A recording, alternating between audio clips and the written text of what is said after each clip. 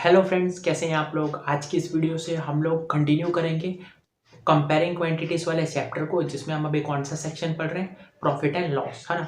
तो profit and loss में हमने क्या क्या किया था। सबसे पहले हमने देखा था कि प्रॉफिट होता क्या है, लॉस क्या होता है ना, एसपी क्या होती है, सीपी क्या होती है, प्रॉफिट परसेंटेज क्या होता है, लॉस परसेंटेज क्या होता है, ये सब हमने पढ़ लिया था, है ना।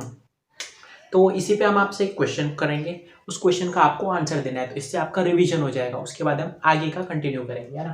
तो क्वेश्चन है आप लोगों के लिए, लेट्स से फर्स्ट नंबर, है ना। क्वेश्चन आप लोग के पास कुछ ऐसा है कि आप लोगों ने किसी प्रोडक्ट को 500 रुपीज़ में खरीदा, है ना। उससे फिर आप लोग को अच्छा नहीं लगा, आपने कुछ समय तक उसे यूज़ किया, फिर आपने उसे कितने रुपए में बेच दिया, लेट्स से 550 रुपीज़ में आपने उसे बेच दिया, है ना। 500 में खरीदा, 550 में बेचा। आप हमें बताइए इसमें सीपी क्या है, सीपी क्या है, एसपी क्या है, अगर प्रॉफिट हुआ है तो प्रॉफिट क्या है, और अगर लॉस हुआ है तो लॉस क्या है। प्रॉफिट क्या है, अगर लॉस है तो लॉस क्या है, फिर प्रॉफिट परसेंटेज क्या है, अगर प्रॉफिट हुआ है तो प्रॉफिट परसेंटेज भी निकल सकता है, और अगर लॉस हुआ है तो लॉस परसेंटेज क्या है।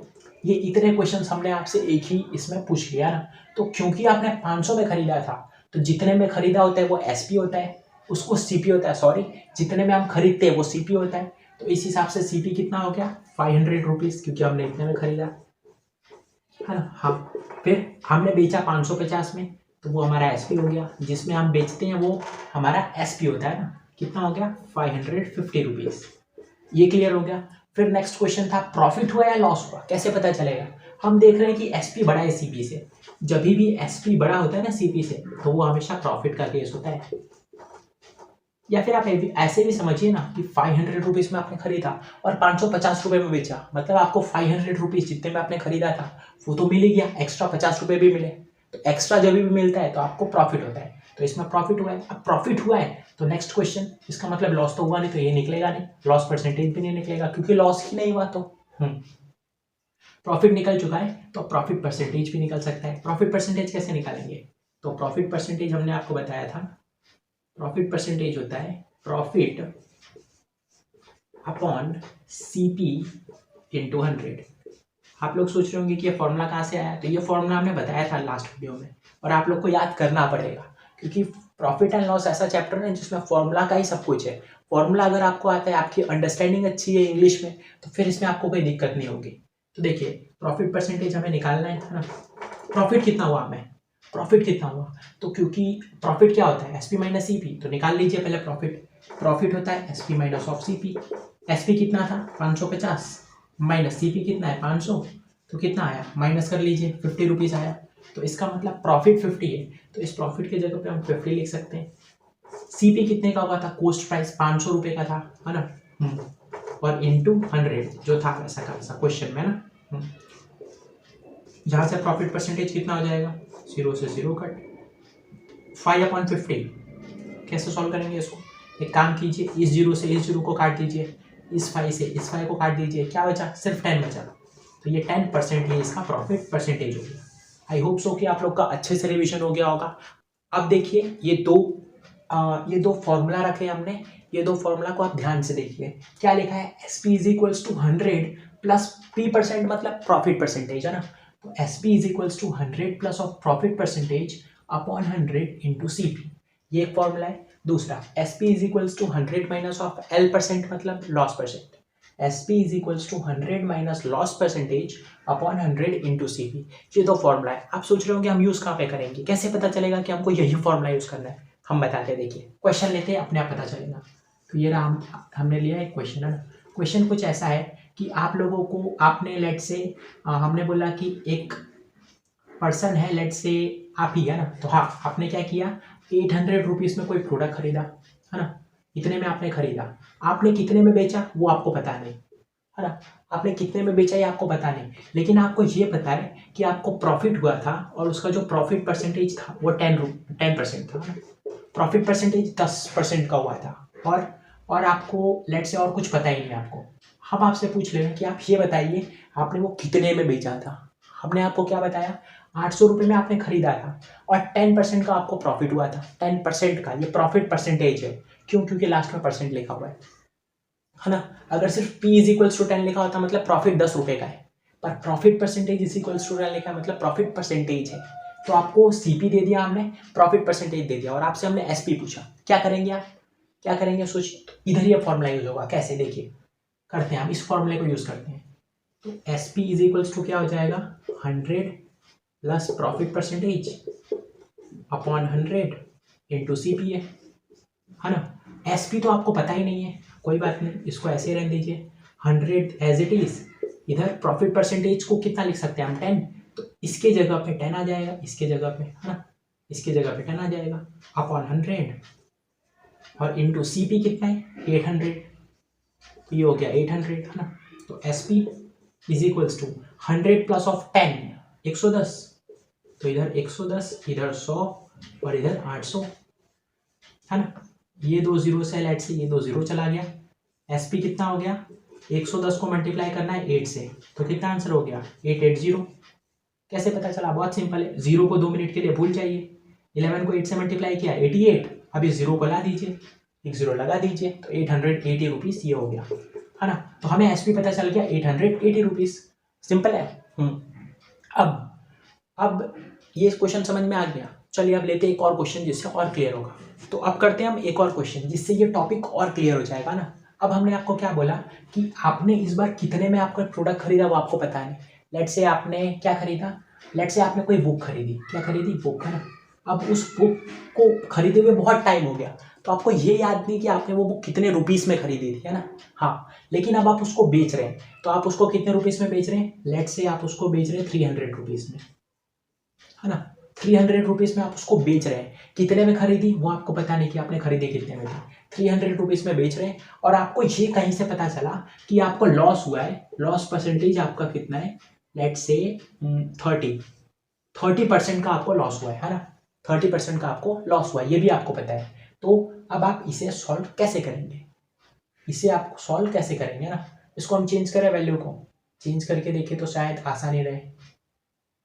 नहीं सही है, चलिए। हाँ, तो ये पता चल गया क्वेश्चन क्या है, आपको ये नहीं पता आपने बुक कितने में खरीदी थी, आप उसको 300 रुपीज़ में बेच रहे हैं, और आपको ये डेटा पता चला कि आपको लॉस परसेंटेज है वो भी कितने परसेंट का, 30% का।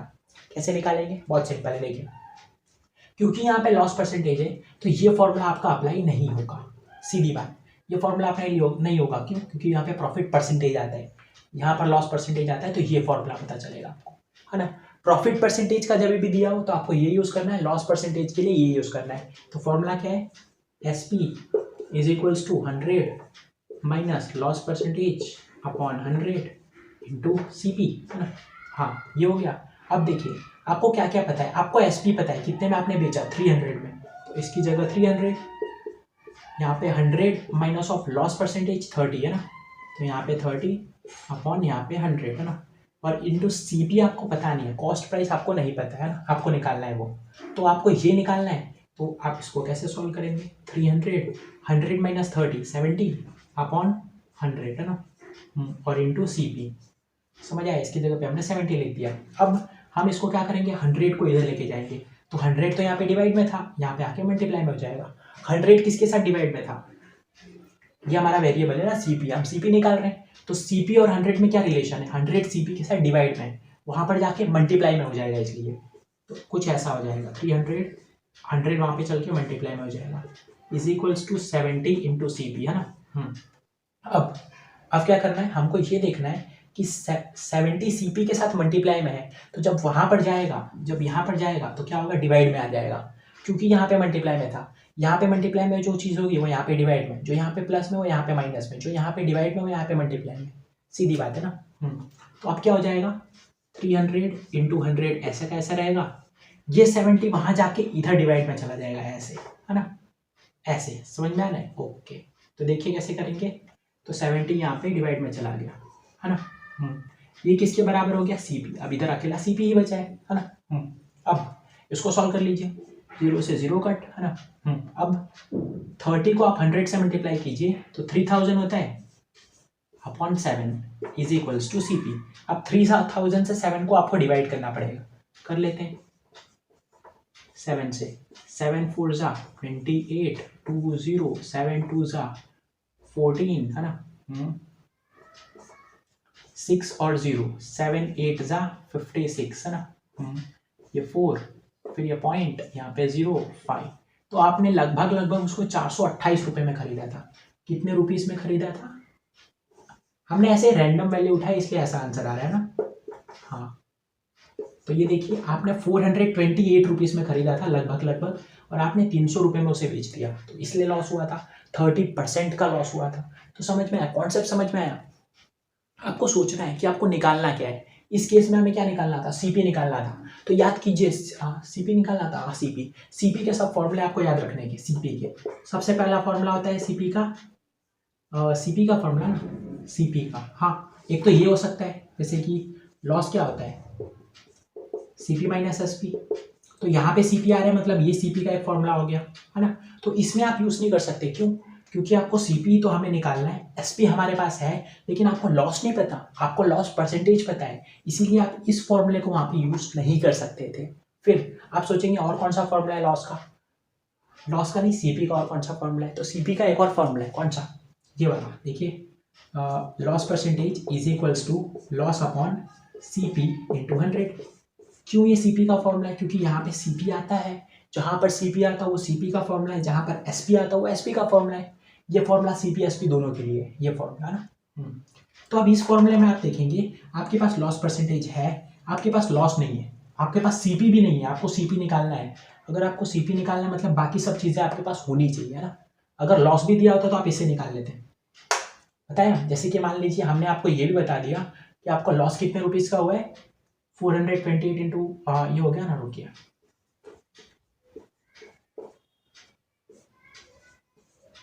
128 रुपये का मैंने बोल दिया कि आपको लॉस भी पता है, 128 रुपीज़ का लॉस हुआ है आपको, है ना। तो डायरेक्ट आप इस फॉर्मूले में डालिए, आपको मिल जाएगा सीपी। लॉस परसेंटेज कितना है? लॉस परसेंटेज 30% है ना, तो इसकी जगह पे 30। लॉस कितना है? 128 रुपये का।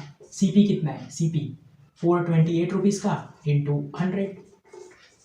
इस फॉर्मूले से आपको सीपी मिल जाता है। कहने का ये मतलब है सीपी को आप वेरिएबल रखिए, खत्म। सीपी इधर तो आपको पता है ना, लेकिन पहले तो आपको नहीं पता था ऐसा। इसको आप निकालिए, इससे जो आप सॉल्व करेंगे ना इसको, तो आंसर यही आएगा लगभग, क्योंकि हमने इसको राउंड ऑफ किया है, इसको हमने ये राउंड ऑफ करके लिखा है, इसलिए। तो समझ में आ रहा है आपको कैसे समझना है कि किस फॉर्मूले को यूज़ करना है। हर फॉर्मूले को आप लिखिए, जिस वेरिएबल की बात करें, एसपी की बात करें, एसपी के जितने फॉर्मूले जहाँ पर एसपी आता है वो सब फॉर्मूले लिखिए। चेक कीजिए कि किस आपके पास कौन सी वैल्यू है, कौन सी नहीं है, जो सेटिस्फाई करे उस हिसाब से आप सॉल्व कीजिए, है ना। तो आज की इस वीडियो के लिए बस इतना ही। नेक्स्ट वीडियो में हम इसके और कुछ फॉर्मूला देखेंगे और उस पर 20 क्वेश्चंस करेंगे। तब तक के लिए पढ़ाई करते रहिए। Bye bye.